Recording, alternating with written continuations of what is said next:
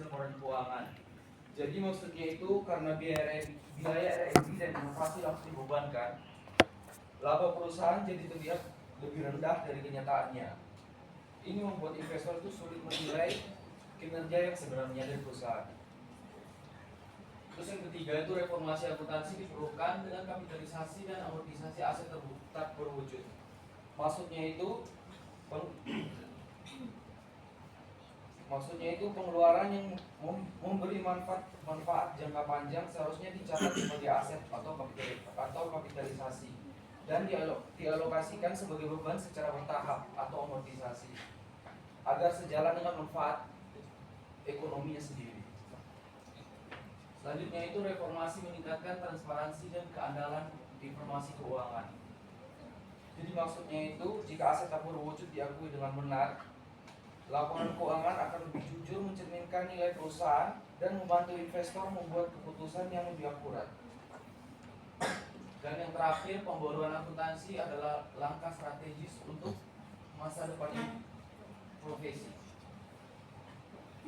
Agar akuntansi tetap relevan di era ekonomi digital dan inovatif, dibutuhkan perubahan paradigma dari sistem lama menuju pelaporan yang mencerminkan nilai berbasis pengetahuan. Sekian presentasi dari kelompok kami. Terima kasih.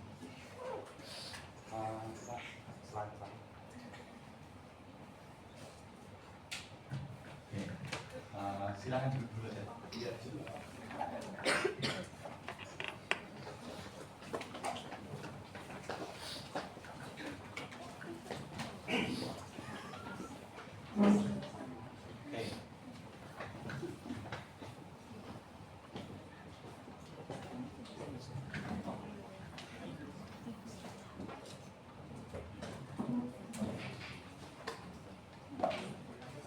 Kita beri aplaus dulu kelompok di sana.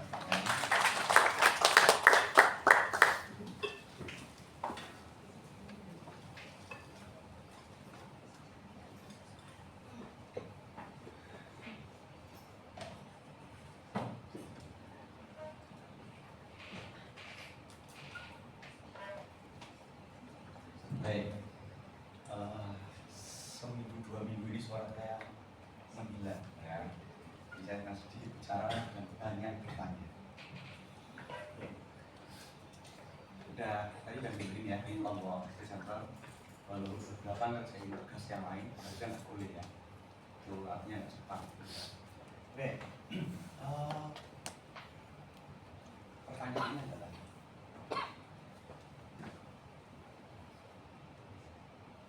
kira-kira R&D itu bagusnya dikapitalisasi atau di-expand?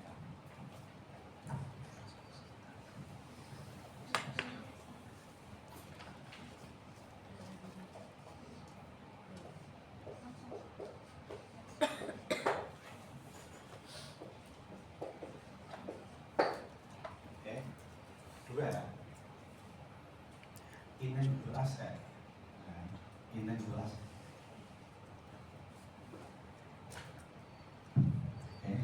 Intangible asset yang dibangun sendiri, oke, ya merek yang dibangun Anda sendiri, di perusahaan punya merek terkenal, dikapitalisasi atau di-expand?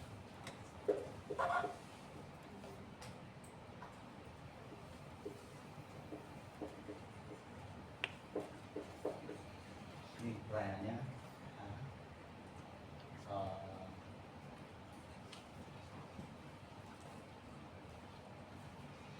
Oke, ini dua pertanyaan awal.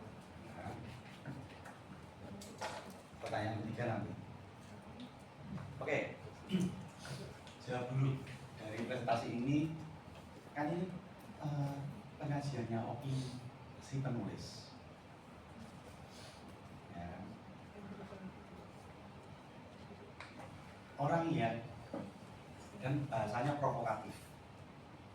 Orang yang berpengetahuan pasti punya politik berpikir. Ya. Mana yang bisa dicerna dan disetujui, mana iya nggak perlu disorot. Ibarat makanan harus dipilih. Ya. Oke, kita mulai.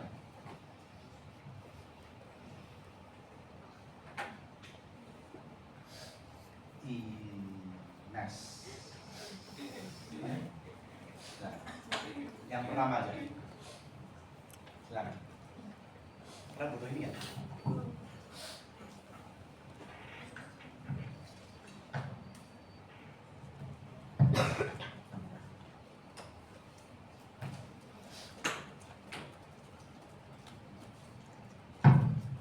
Oke, silakan. Menurut saya RNG itu bisa dicatat di expense kalau hasilnya itu belum pasti, tapi bisa dicatat di CA, di kapitalisasi kalau misalkan sudah tahap pengembangan atau sudah ada. Nah, itu kan beda pendapat dengan gimana? Anda setuju nggak dengan yang disampaikan penulis? Dengan berbagai pertimbangan yang disampaikan tadi.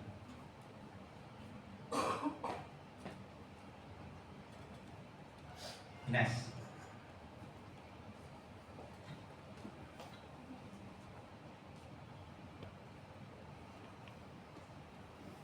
Ayo, Anda kan udah jadi akuntan ya, bentar lagi.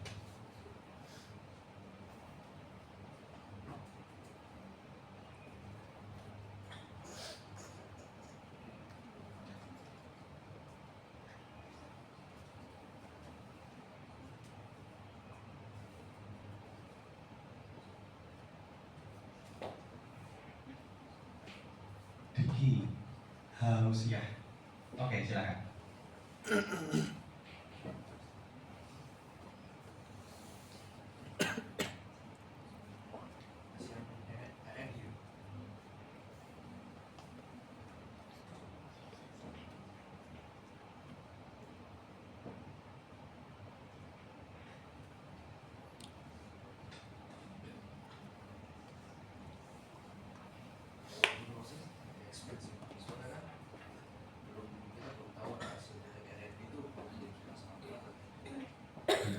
Kalau pendapatnya artikel gimana?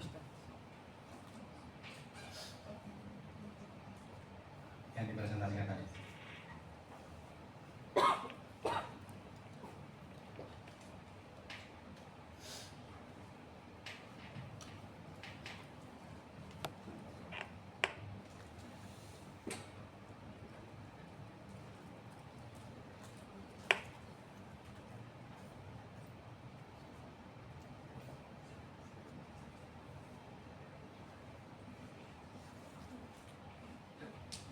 Krishna, silakan.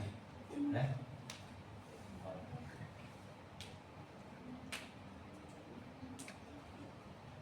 Lutfi.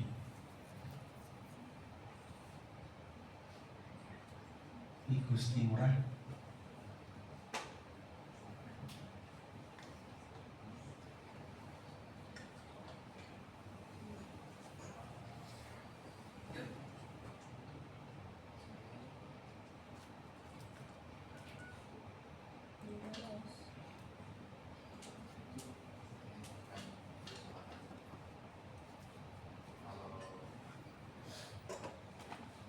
Yang keras. Kalau perusahaan BBT itu mereka tuh memang kapitalisasi artinya karena udah jelas itu kalau produknya ini udah ngasilin, udah bisa ngasilin pendapatan. Kalau perusahaan yang kecil kayaknya langsung dibebankan karena tarifnya itu masih belum pasti. Oke, setuju nggak dengan pendapat dia? Aurelia, ada?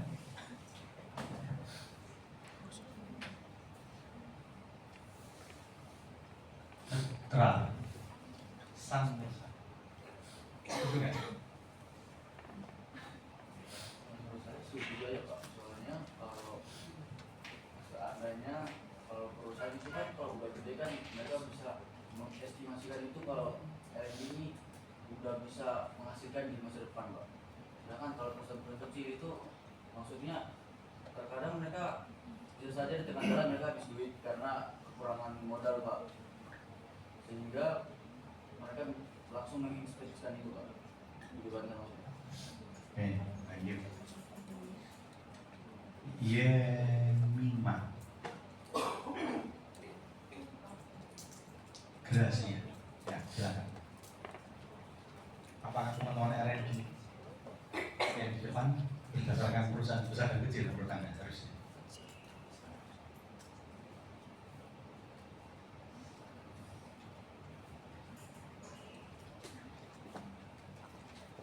Silakan.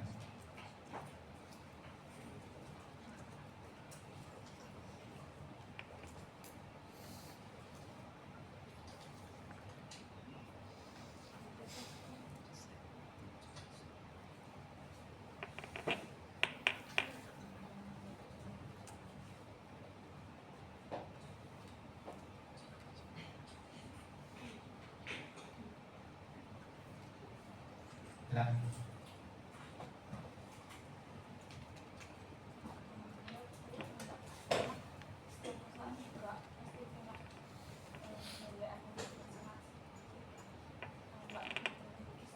Terus pakainya yang mana?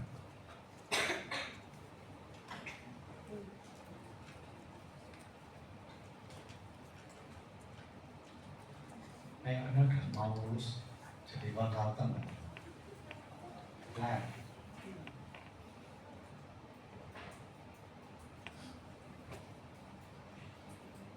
mulai Titia. Lah,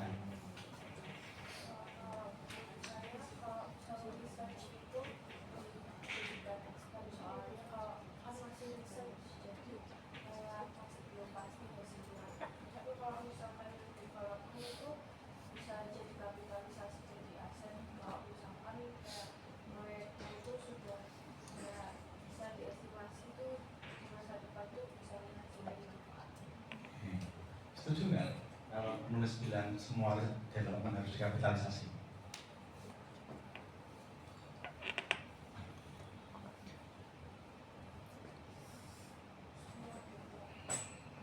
Sorry? Semua development. Okay, thank you. Oke, satu lagi. Maria Michelle, silakan.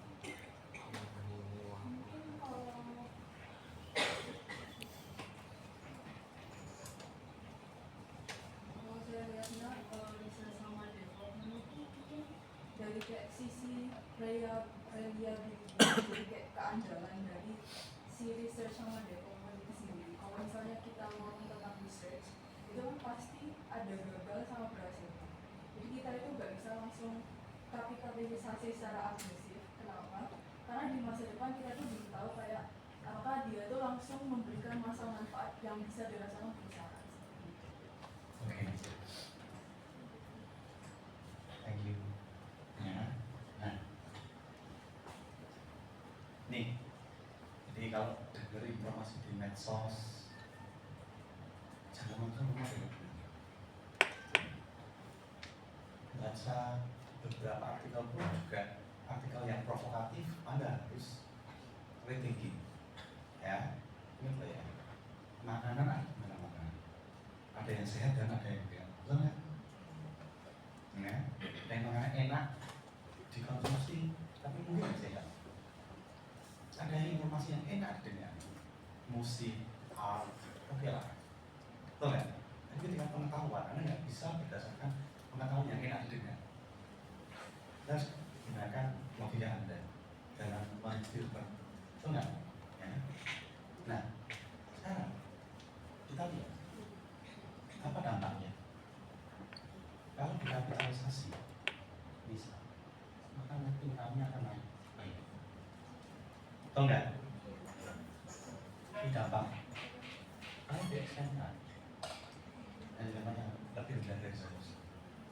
Asetnya akan lebih banyak. Betul apa enggak? Akan lebih rendah.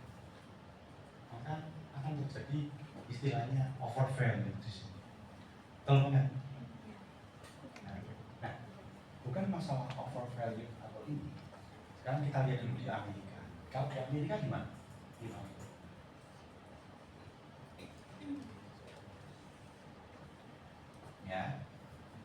di Indonesia gimana?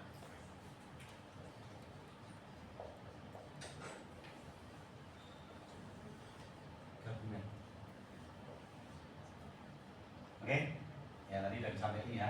Baca lagi internet satu, ya. Bisa extend. Kalau tadi ada yang nyampein ya, development. Kalau bisa bikin untung dikapitalisasi. Kalau nggak bisa bikin untung, ya dikapitalisasi. Oke? Ya. Nah, kalau versi ini kapitalisasi semua, ya. Agresif. Oke? Pertanyaannya adalah, bisa nggak perusahaan itu nakal?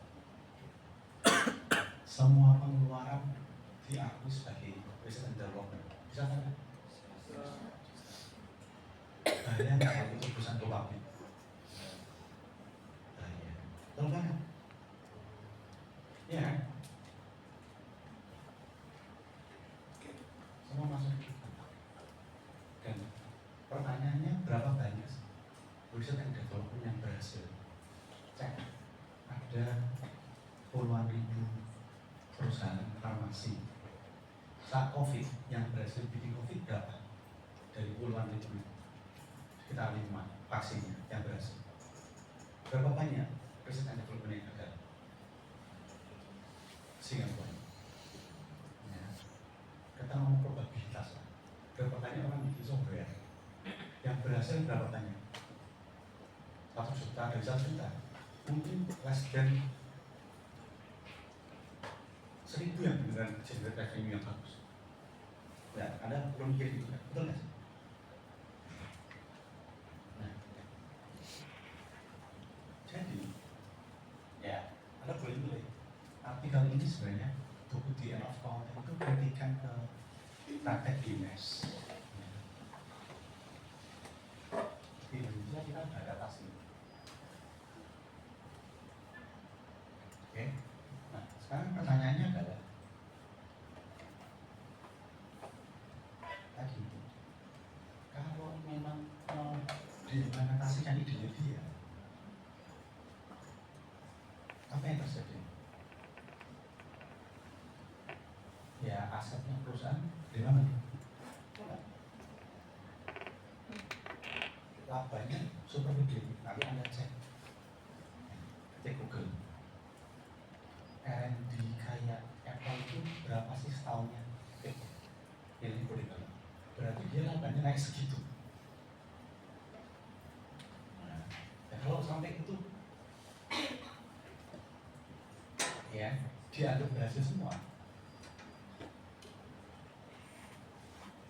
Nggak seru dong, ya. Oke, Anda cek ya berapa billion US dollar. Itu peperangannya memang perusahaan-perusahaan besar di Amerika men-sponsor supaya masuk ke sana. Harga sahamnya lebih tinggi lagi. Oke, balik lagi ke sini. Pertanyaan kedua.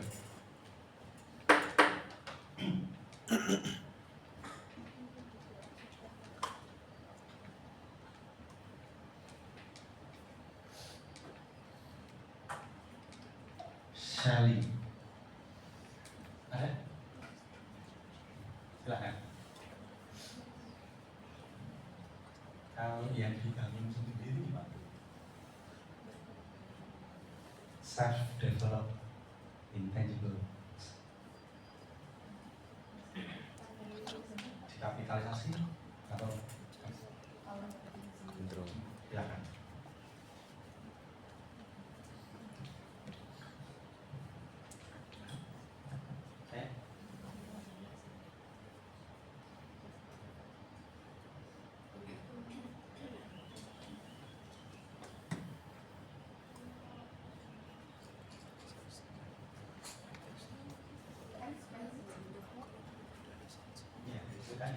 Kenapa?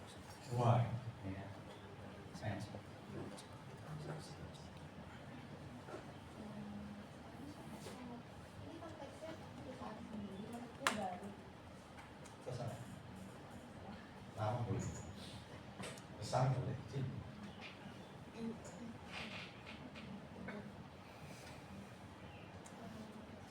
kan kalau saya ganti boleh.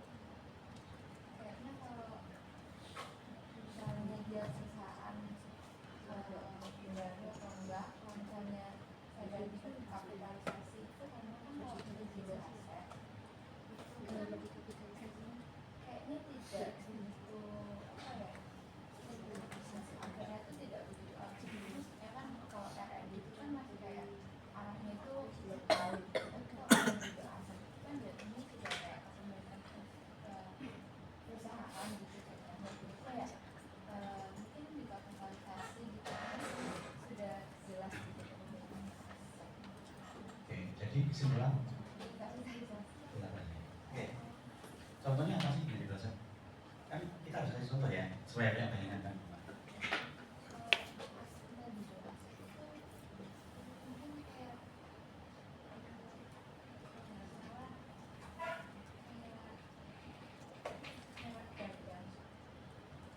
Oke, gitu.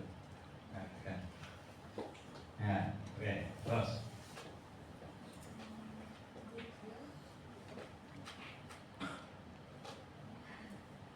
Oke, thank you. Mikaela. Ya, silakan.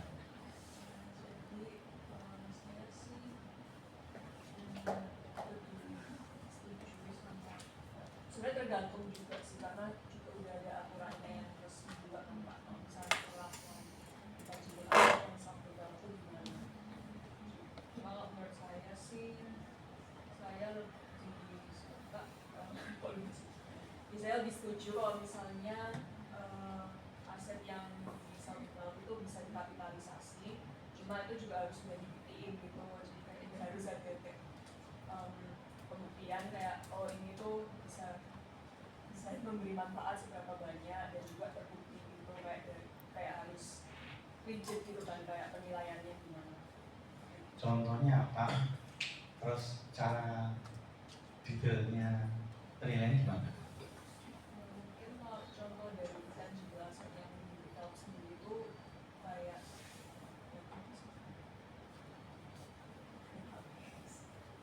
database atau mungkin bisa paten gitu. Nah kalau misalnya untuk cara untuk menilainya itu sebenarnya ya mungkin balik lagi ke itu yang kayak pedoman yang dikasih gitu kan. Dari mana tahu nilainya?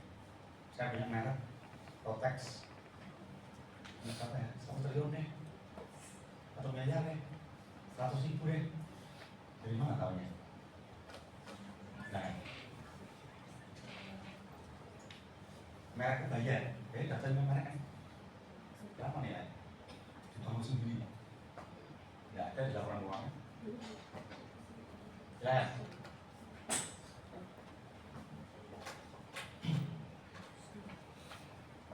Harus bisa, kalau nggak bisa tak bilang namanya dia ya. Mungkin bisa itu maksudnya diukurnya itu ya pikir dulu Pak, pendekatan biayanya pakai apa dulu, terus juga Oke, thank you. Joyce, silakan. Lain. saya masuk ke dalam dengan kapitalisasi Pak, karena harus memenuhi syarat dari PSHK. Enggak, gimana? Argumen. Yang masuk kapitalisasi Pak, asalkan memenuhi syarat.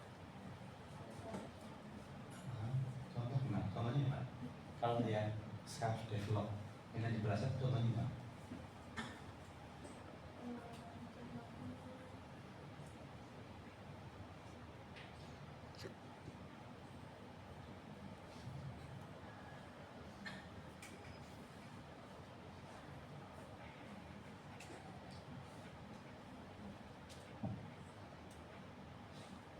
Hidup di era smartphone itu harusnya bikin kita makin smart loh ya.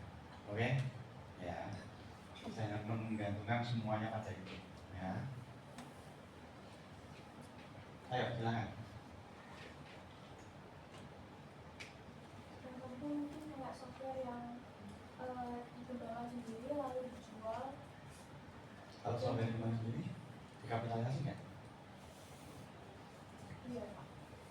Berapa nilai?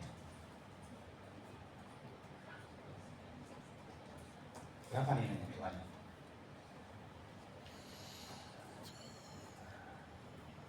Anda bikin software, udah semua ya? Bikin game, bikin software, terus berapa nilainya? Dari mana Anda tahu itu nilainya?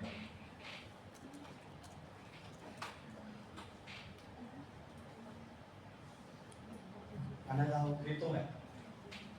Kripto, tahu? Kripto kalau di Indonesia dia habis bayar.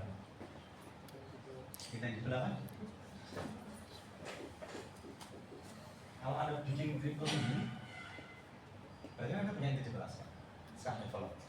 Nilainya berapa? 1 triliun atau 2 miliar Bitcoin. Anda semua bisa bikin kripto kan? Tinggal ya kalau belajar nanti bisa. Anda bikin kripto. Berapa kripto Anda? Nilainya? Dikapitalisasi atau expand kan?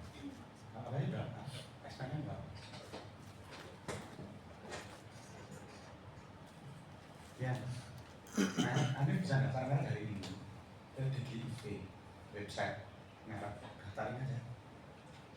Bayar berapa ini? Paten, Anda bisa daftar paten hari ini. Setiap hari Anda bisa daftar. Tanya aja di internet cara daftar paten.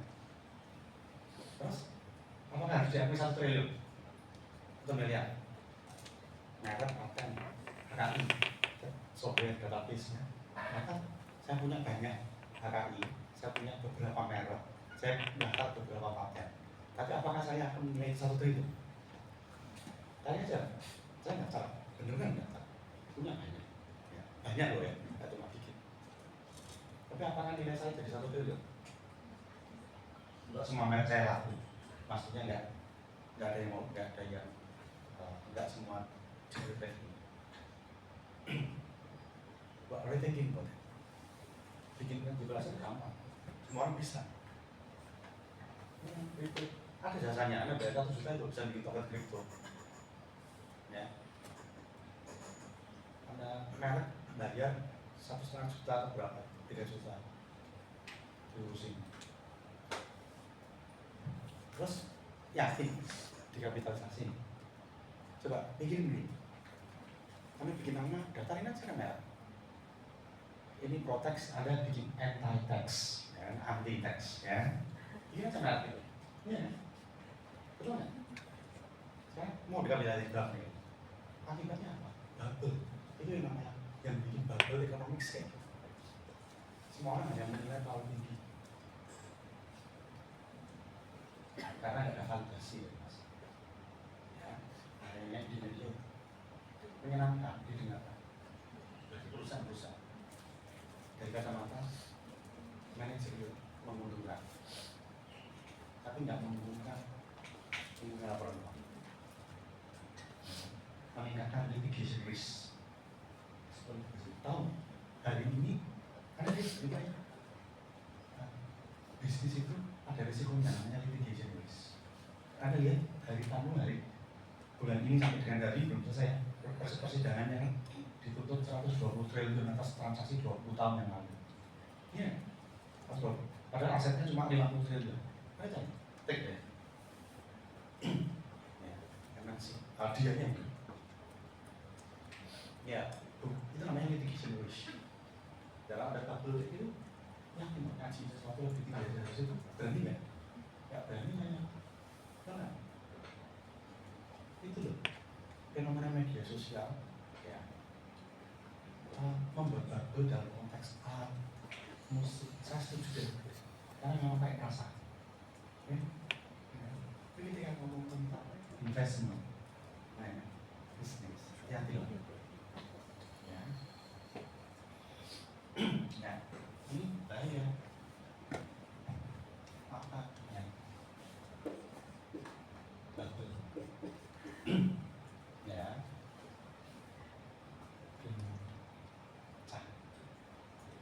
makanya kenapa akuntansi itu bagus ya, protecting public interest.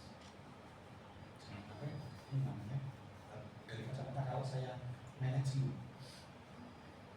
perusahaan. Saya pengen aset saya gini supaya perusahaan gede. Betul banget.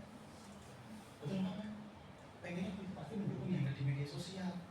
Diserang akuntan. Betul nggak? Supaya asetnya tadi naik. Karena kenapa?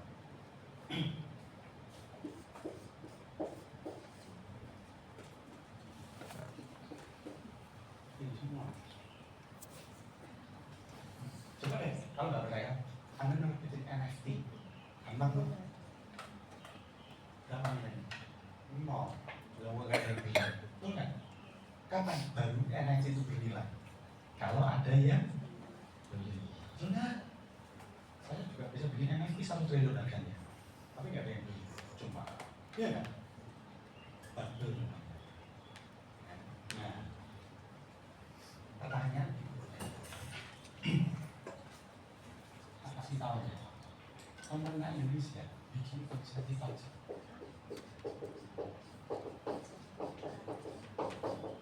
Ini belajar beneran.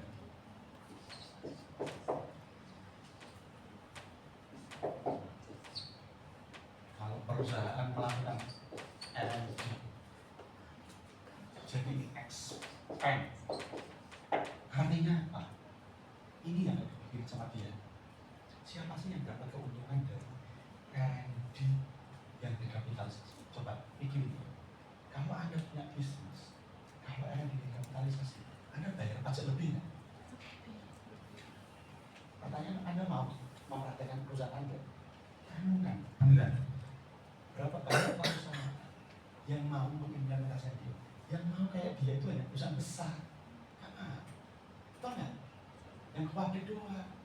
Coba, Anda mau perusahaan Anda, R&D-nya diasetkan, naikin laba Anda, mau nggak? Nggak mau. Ya, makanya jangan asal baca buku tentang di accounting, nggak tahu isinya apa. Ya, kenapa? Ini sebagai Batman, gitu loh. Berapa banyak startup yang bisa survive kalau pakai metode dia? Bayar pajak duluan, belum punya laba, ya kan? Ya, jadi laba nanti malah. Jadi laba dia, bayar pajak. 2, kalau memang itu dua-duanya dirapitalisasi, ada banyak yang mau ngasih jaminan. Ada. Anda kalau mau tanya sama orang, jaminannya itu mau nggak? Tanya. Nah, nggak mau, betul nggak? Itu nggak mau, coba, benar nggak? Coba, mana mau? Saya punya depot bakso, mereknya Susi. Tak jaminin ya mereknya Susi. Depot bakso, itu kan? Belum tentu mau, ya. Tak mau coba, siapa yang bang yang mau? Tanya ini, kalau ada. Mungkin kalau mereknya udah kayak Google ya, mikir-mikir, iya nggak? Tokopedia oke lah, lumayan enak, ya kan? 2 itu, pajak, ya, kreditor, siapa yang mau? Ya. Jadi kita bakal ngasih biar orang rajin R&D. Nih, kalau kamu ngaku expert, dikasih 300% gimana? Sama, ya cocok sama ini. Jadi yang bagus nih, ya banyak perusahaan bikin R&D. Tapi expand, karena sih. Makanya paradoks, ya. Orang baru di Indonesia 2-3 tahun terakhir cari di berapa ya, jadi senang menyampaikan ada udah dewasa, jadi beneran hati-hati oleh calon-calon konsultan sih, ya jangan menjerumuskan klien Anda gara-gara sebuah narasi yang hanya populer. Gunakan ini, pakai AI oke, apapun ya. Harus punya pengetahuan di setiap perusahaan yang pakai AI itu harusnya udah certified. Ya, kalau enggak bias kan. Ya. Oke. Gitu ya. Jadi ingat kalau dari kacamata Anda CEO, CFO-nya perusahaan, pasti setuju bahwa produksinya lambat. Ya. Tapi dari kacamata publik banyak kelebihannya. Oke, silakan kelompok presenter dulu.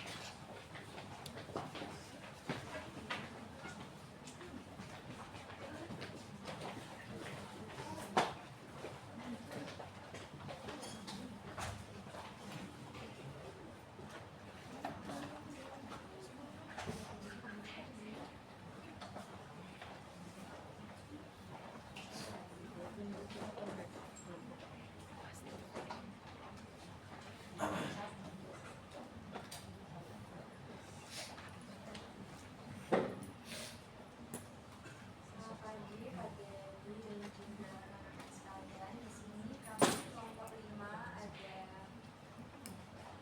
ada Anita Rahma, Tony Sunjaya, Jason Mardika, Samuel Moses, Alessius Brian, Hamsal Amadius, Hengki Darmawan dan juga Dina Gracia.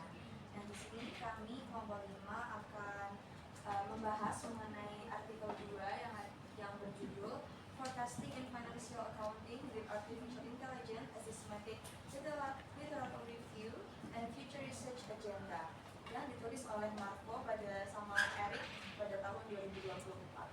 Nah, artikel ini dimulai dari big question, yaitu bagaimana AI dapat digunakan untuk membuat forecasting dalam akuntansi keuangan dan sejauh mana teknologi itu sudah dipraktekkan dalam riset maupun praktek secara real. Nah, selama ini sistem akuntansi ini dikenal sebagai sistem yang terstruktur, konsisten, kaya informasi, berbasis aturan seperti IFRS dan juga GAAP. Namun, walaupun datanya ini sudah rapi, banyak organisasi yang masih merasa tertinggal dari pemanfaatan teknologi digital terbarukan.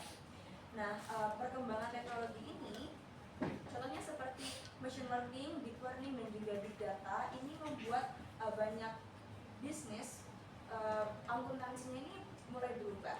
Nah, AI ini mampu menganalisis pola dari data keuangan dan juga bahkan memperkirakan kondisi keuangan perusahaan di masa mendatang, seperti risiko kebangkrutan, arus kas, atau adanya potensi fraud. Nah, tapi di artikel ini penulis ini menemukan bahwa penelitian tentang AI ini masih khususnya dalam forecasting itu masih terpisah-pisah, belum ada tinjauan secara khusus mengenai sejauh mana model AI telah ditinjau dan hasilnya seperti apa. Nah, di sini masalah utamanya adanya kurangnya pemahaman sistematik tentang jenis model AI yang digunakan, akurasi prediksi, aplikasi praktis dalam konteks akuntansi keuangan.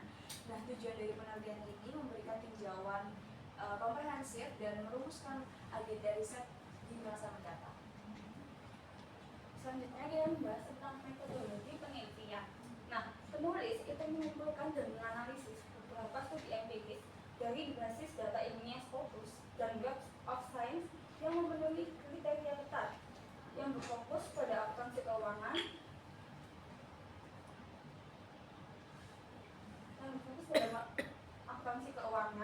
menggunakan metode AI atau ML dan bertujuan untuk forecasting atau prediksi. Nah, hasil dari seleksi itu ada 47 studi empiris yang dianalisis.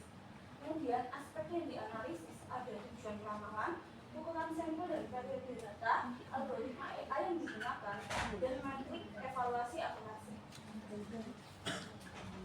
Kemudian ada 3 area utama aplikasi AI dalam akuntansi keuangan. Yang pertama yaitu prediksi kebangkrutan. Pada bidang prediksi kebangkrutan yang merupakan topik paling banyak diteliti, ada 20 dari 47 studi. Itu dapat dilihat dari algoritma seperti support vector machine, random forest, dan long term memory yang menunjukkan adanya akurasi tinggi bahkan mencapai lebih dari 98% dalam beberapa kasus. Yang kedua yaitu analisis keuangan. Dalam bidang analisis keuangan, AI itu banyak digunakan untuk meramalkan arus kas, pendapatan, laba, dan bahkan prosedur perusahaan. Dalam studi ini menunjukkan bahwa model AI seperti LSTM dan Canvas itu sering mengungguli prediksi analis pada manusia, terutama dalam aplikasi ramalan laba. Yang ketiga yaitu deteksi kecurangan dan kesalahan. Dalam bidang ini, deteksi kecurangan, pendekatan berbasis teks, dan kombinasi variabel akuntansi dengan data pemilikan terbukti efektif mengidentifikasi manipulasi laporan keuangan. Selanjutnya itu yang masuk dalam bidang prediksi kebangkrutan atau bankruptcy prediction. Nah, topik ini sudah banyak diteliti dari 20 dari 47 studi. Dapat dilihat dari algoritma sistemnya. Yang pertama itu ada support vector machine (SVM), yang kedua random forest, dan yang terakhir itu long short term memory (RSTM). Nah, dari hasil 20 penelitian ini menunjukkan bahwa akurasi mencapai lebih dari 98% dalam beberapa studi. Nah, ini menunjukkan inovasi terbaru ini mencakup penggunaan data teks dari laporan tahunan, lalu ada per group clustering untuk benchmark, dan yang terakhir itu feature extraction dengan stretch auto encoder. Lalu selanjutnya itu ada financial analysis. Nah, AI ini banyak digunakan untuk menganalisis arus kas, laba dan pendapatan perusahaan serta siklus hidup perusahaan tersebut. Nah, model-model yang digunakan itu yang pertama ada LSTM, unggul dalam memprediksi laba.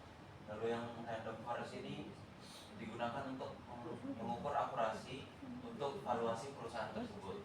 Lalu yang regression ini lebih baik dari SVM dalam prediksi pendapatan. Nah, dari temuan pentingnya itu ada model AI mengungguli prediksi dari analisis manusia. Lalu yang kedua itu integrasi data kompetitor dan pasar meningkat akurasi. Saya akan menjelaskan tentang fraud and error dari detection ini.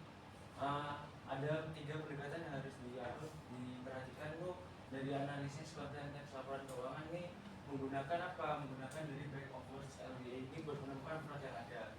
Terus ada juga kombinasi dari variabel akuntansi dengan audit tersangka. Yang dimaksud itu apa?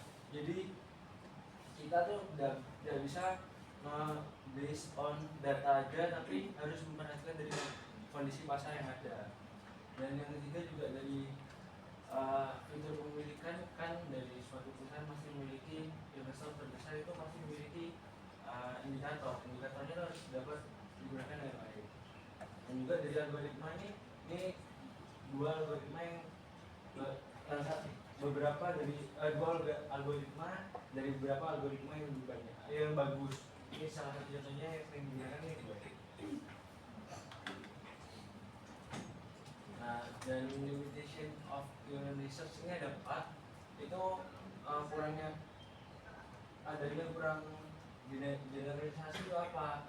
Ya, data set yang ada itu sulit untuk membandingkan model yang ada. Dan juga yang kedua itu ada fokus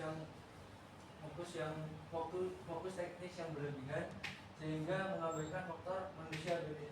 Maksudnya itu apa? Mengabaikan faktor dari manusia itu sehingga dari akuntan itu sendiri kurang perhatikan apa yang diperlukan dan tool apa yang diperlukan dari perusahaan itu sehingga kinerjanya itu bisa nyaman. Dan yang ketiga ini ada tidak ada panduan dari pemeliharaan model, jadi perlu kapan tuh model itu dilakukan pekerjaan juga dilakukan retraining sesuai dengan perubahan yang ada di dunia ini. Yang keempat itu ada model black box, itu istilah dari model AI sehingga untuk meningkatkan kepercayaan yang rendah. Selanjutnya untuk future research untuk area metodologi itu bisa pakai topik riset DSR, Design Science Research, buat mengintegrasikan antara teknis juga sosialnya. Dari area data bisa topik risetnya bangun repository juga aplikasi terbuka.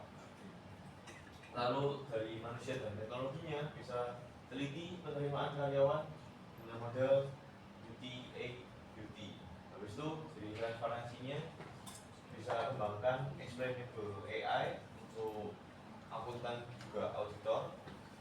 Pemeliharaannya bisa kayak tadi teman saya sudah sebutkan, retraining model dari AI. Terus untuk tentang yang terakhir area ekspansi aplikasi bisa ramalkan pos neraca nggak hanya pada pelabuhan atau arus kas. Untuk practical implication-nya ada bagi perusahaan, bagi akuntan dan auditor, sama bagi peneliti.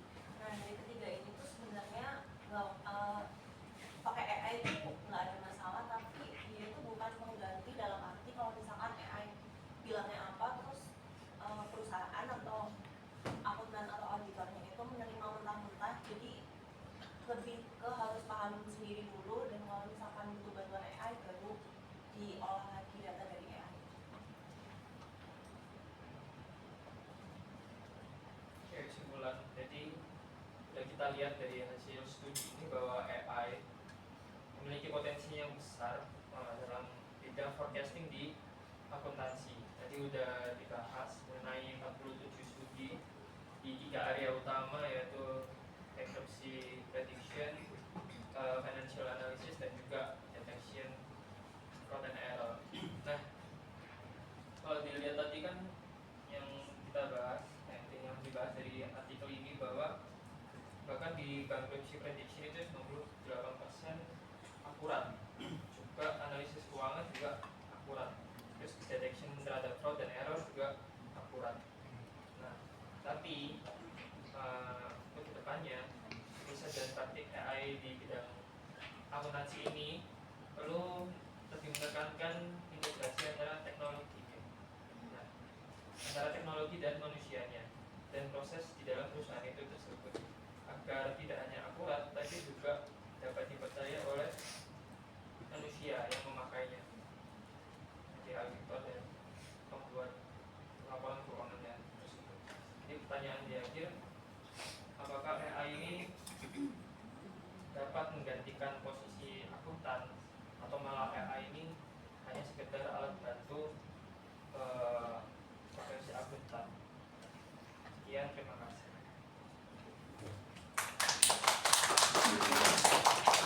Dari tempat.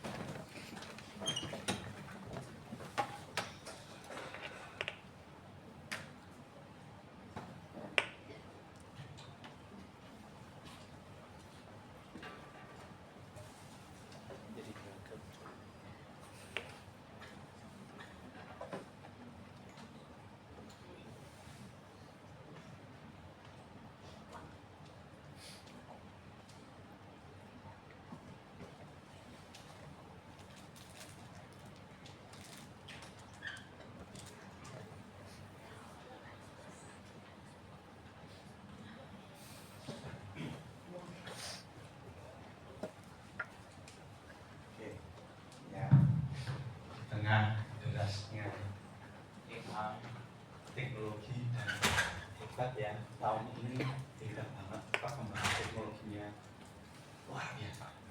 Kan hampir setiap hari muncul software AI baru dan hebat-hebat, betul nggak? Mulai dari voice, gambar udah mati, voice, video, betul nggak? Keren. Sampai mikir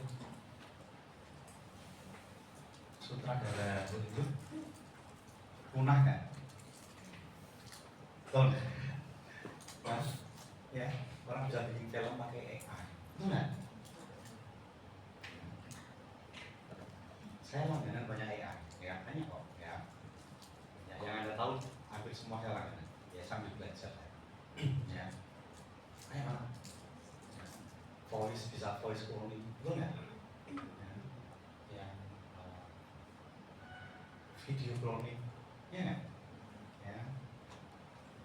Kemudian Anda jadi superhero juga bisa, betul nggak sih? Dengan kualitas gambar yang video yang sekelas Hollywood, betul nggak? Ya kalau Anda langganan Flow atau Filter itu kan gambarnya buat ke situ, ya. Ya macam-macam. Ya. Oke. Nah, pertanyaannya adalah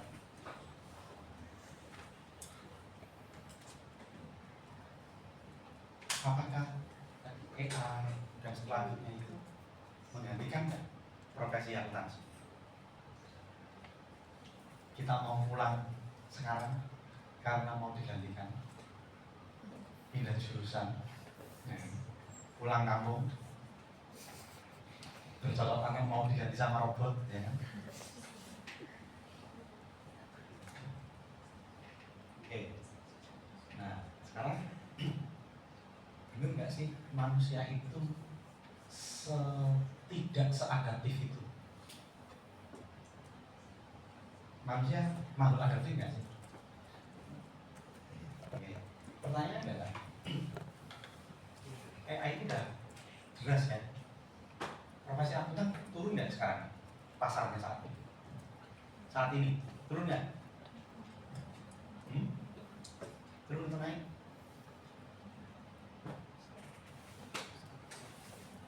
Oke, Anda kan udah tulis kan? Katanya.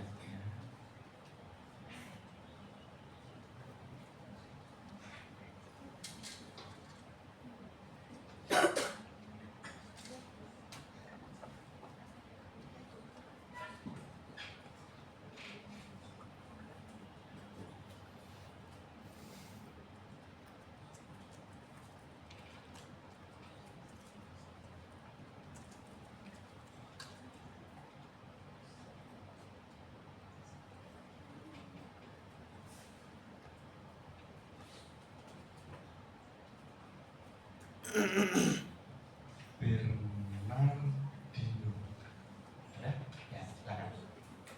Yang keras. Kalau untuk sekarang di zaman era AI ini profesi akuntansi nggak menurun, Kenapa? tapi justru berevolusi. Gimana? Silakan. Revolusinya itu dengan adanya perannya itu berubah, bukan menghilang.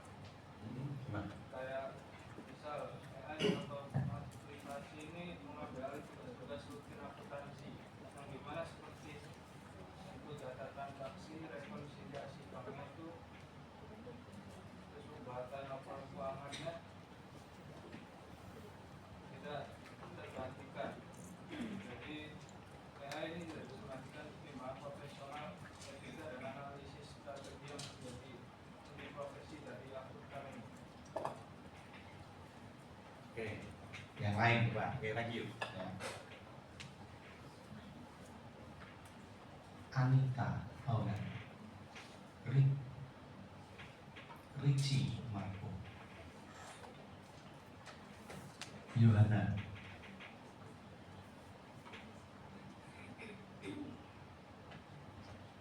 Gabriela, nggak ada. Oke, Andri silakan.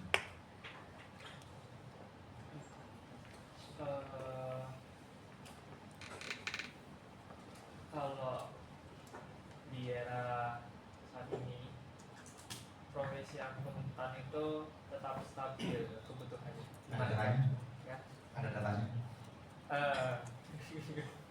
Tapi kalau di logika kan ya Pak, kita setiap perusahaan kan tetap butuh akuntan berdasarkan kewajiban kayak pelaporan keuangannya, terus perlu diaudit juga. Jadi stabil. Nah, untuk proses dalam audit dan proses dalam menyusun laporan keuangannya ini yang belum tentu stabil. Apakah masih sebagian besar masih mengandalkan manusia atau sudah beralih pada AI? Tapi kalau misalnya saya sebagai seorang manajerial akan lebih mengandalkan data AI yang sudah terbukti ternilai bahwa sudah begitu akurat datanya, dan saya dapat menginterpretasikan sendiri dari data tersebut bagaimana keputusan untuk perusahaan ini ke depannya. Thank you ya. Thank you. Kemudian yang lain.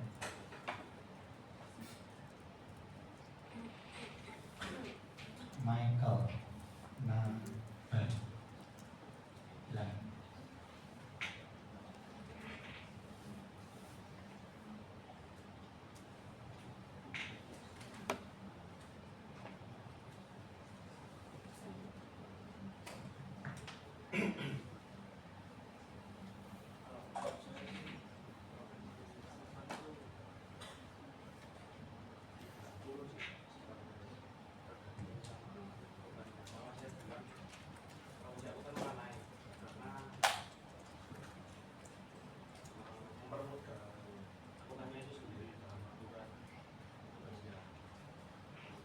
Oke, thank you.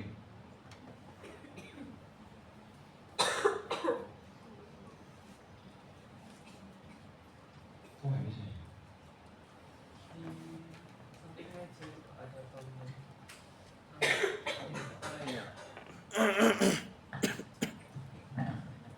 USB-nya.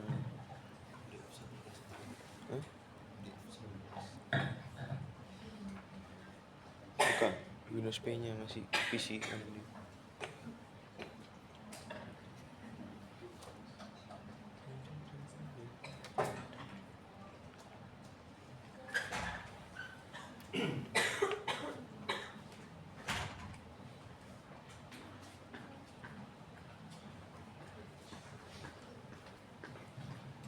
Yang mau ngasih kabar baik.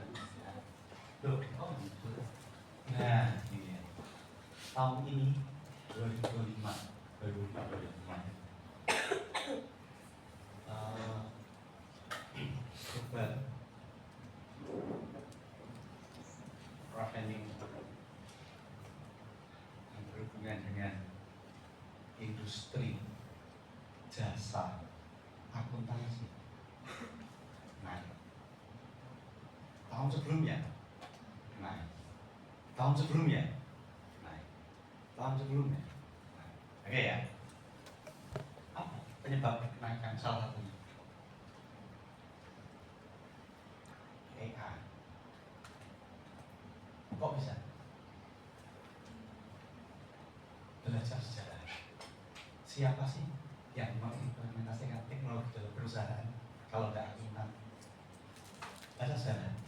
Saat tahun 50 ada mainframe, IBM, database ada belajar sistem. Siapa yang implementasi? Nah, yang memimpin siapa? Ya, software akuntansi sudah ada tahun 70. Masuk jadi laporan uang. Tahun 70 sudah ada. Ya, saya kuliah mungkin di era SMA dan orang tua ada. Udah ada software akuntansi. Sama kayak sekarang. Dari jurnal bikin laporan uang udah jadi. Sama, nggak ada yang baru kan. Kalau software akuntansi kan nggak ada yang baru. Bedanya ada AI-nya. Ya, ada AI-nya, plotnya udah ada. Nggak ada yang baru kan. Ada ini scan QR code doang. Ya, yang bisa. Ya, nah, begini ya. Sejarah bisnis menunjukkan pilar perkembangan teknologi atau implementasi teknologi dalam bisnis yang terjadi siapa? Begitu. Ya, hanya ingat kakak kelas Anda yang jadi konsultan di banyak perusahaan. Ketika mau implement sistem, butuh nggak?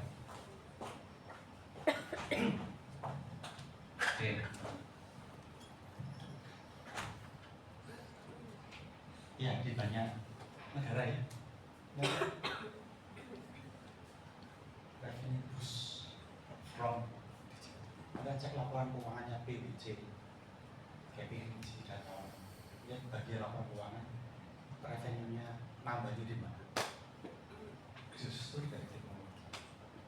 Makanya banyak salah kaprah. Ya. Nah ini, Anda adalah bagian dari pilar perkembangan teknologi perusahaan. Makanya harus beradaptasi. Ya. Oke, jadi ya.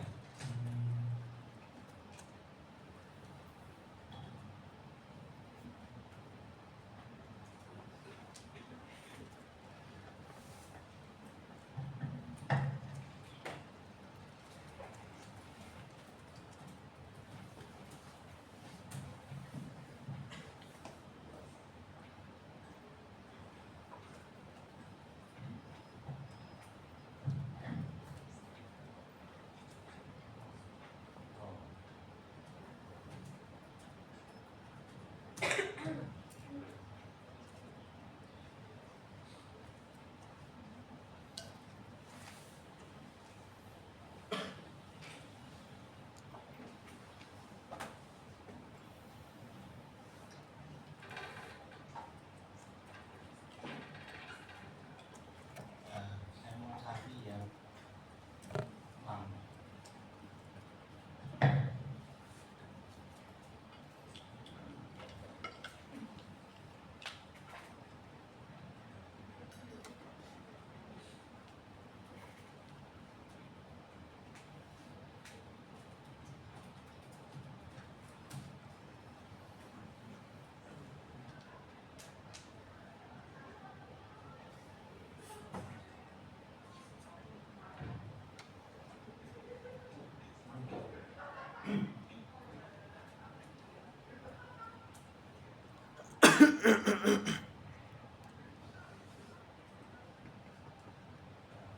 Saya mau cari yang antar tahun.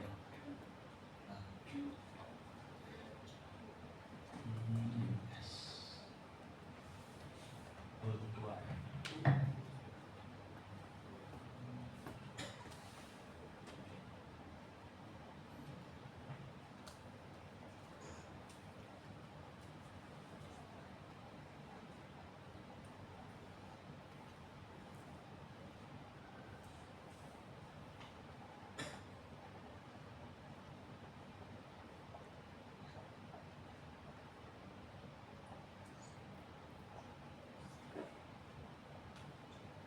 Ya, ini aja deh. Salah satu aja ya. Juga itu before yang paling kecil ya. Nah ya. Naik dulu revenue-nya. Naik. Ya. Makin hari kan teknologi makin ada.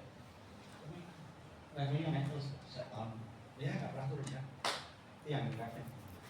Anda lihat omsetnya 51 billion US dollar, itu rupiahnya berapa triliun? Berapa banyak perusahaan di Indonesia yang bisa? Nggak ada. Ya, ini sekedar cerita aja ya. Iya. Oke, itu data. Makin teknologi makin ya, beda kan sama medsos. Kan pelajaran juga yang employee-nya juga naik. Employee. Ini contoh yang dua ya. Perusahaan di Indonesia nggak ada omsetnya segini. Tidak ada hitung. Ya, saya pernah hitung ya.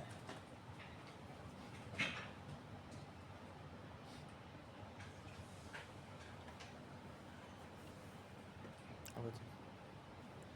Skripsinya.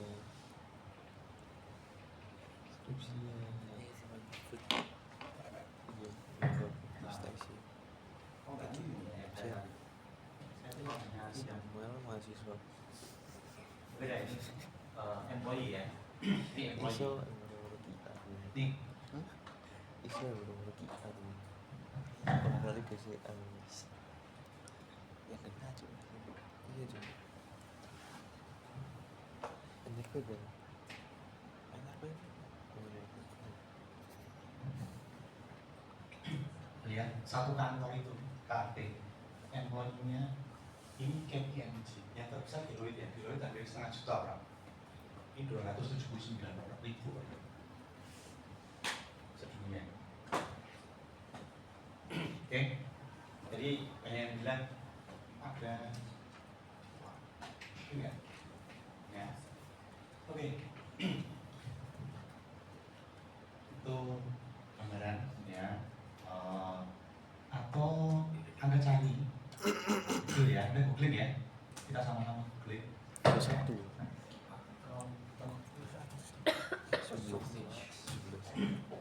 Gendam ganjil. Tuh ya, tahun 2025 di dunia ini saat ini terjadi yang namanya kelangkaan akuntansi. Beda kan sama medsos. Majalah Fortune. Sejak tahun 2024 sampai dengan sekarang beritanya sama. Accountant shortage di semua berita bisnis.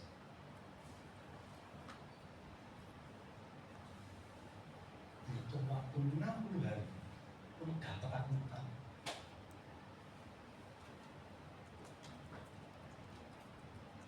Ya, oke. Cari aja di sini. Ya, accountant shortage. Ini sampai di Amerika bahkan Biro Pusat Tenaga Kerja Amerika ngomong ke akuntan 300.000 akuntan.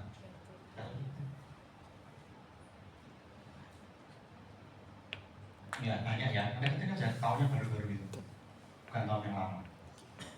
Di semua negara ya, di Singapura ketik aja, kalau di Singapura, konten shortage di Korea, muncul aja. Di Singapura juga sama, di Malaysia juga ada. Oke, nah jadi jawaban bisa pakai data dan bisa pakai caranya Tangri tadi. Secara normatif itu belum termasuk. Di Indonesia ada namanya undang-undang akuntan publik. Jurusan mana yang diatur di undang-undang selain kita dan selain hukum dan kedokteran? Kedokteran ada undang-undangnya. Yang tanda tangan siapa? Dukun atau dokter? Kalau Anda tanda tangan resep boleh ya? Masuk penjara Anda. Coba aja kalau nggak percaya. Anda tanda tangan resep kasih ke teman Anda, ya pakai nama Anda kasih dokter. Ada undang-undangnya, pelanggaran undang-undang pidana. Ya kan? Anda palsu jadi lawyer. Bisa nggak? Ya bisa kalau nggak salah. Bisa nggak? Bisa. Berani ya? Coba aja kalau berani. Tapi bisa kenapa diatur oleh undang? Nah, akuntan juga sama. Ini jelas. Sesuai normatif. Ntar lagi muncul undang-undang pelaporan keuangan. Yang mana semua perusahaan wajib ditangani akuntan. Berapa banyak perusahaan di Indonesia? Jadi bioteknologi juga, teknologi bioteknologi apa? Regulasi. Di semua negara akuntansi terregulasi. Jadi banyak anak mencari apa ya, ngapain aja. Skill Anda udah Anda dapat. Anda tinggal jualan skill Anda dapat. Gak usah mikir yang lain.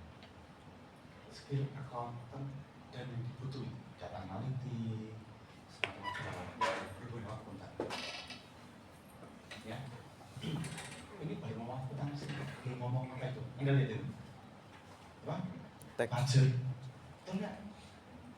Baru akuntansi, baru auditing, baru consulting. Ya, ketik kalau dikirain Google saya di hack gitu, ketik sendiri pakai Google Anda. Ya, cari yang kata-kata yang reliable atau publikasi yang reliable, jangan yang sembarangan. Oke, di pertemuan hari ini itu jadi itu. Ya, itulah kenapa Anda belajar kemarin accounting tadi relevan dan relevan. Menurutnya sih, laporan keuangannya relevan, profesi ini juga relevan. Tinggal Anda aja pede Anda sama pengetahuan Anda setelah diserang berbagai media sosial. Mental ya. Ya. Oke, cukup. Kalau saya udah mulai. Ya. Sampai jumpa. Terima kasih Pak.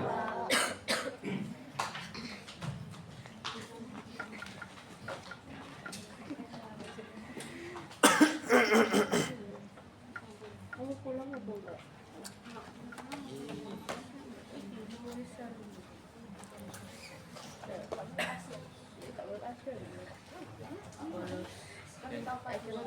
Kan tesnya yang online tulis nggak jadi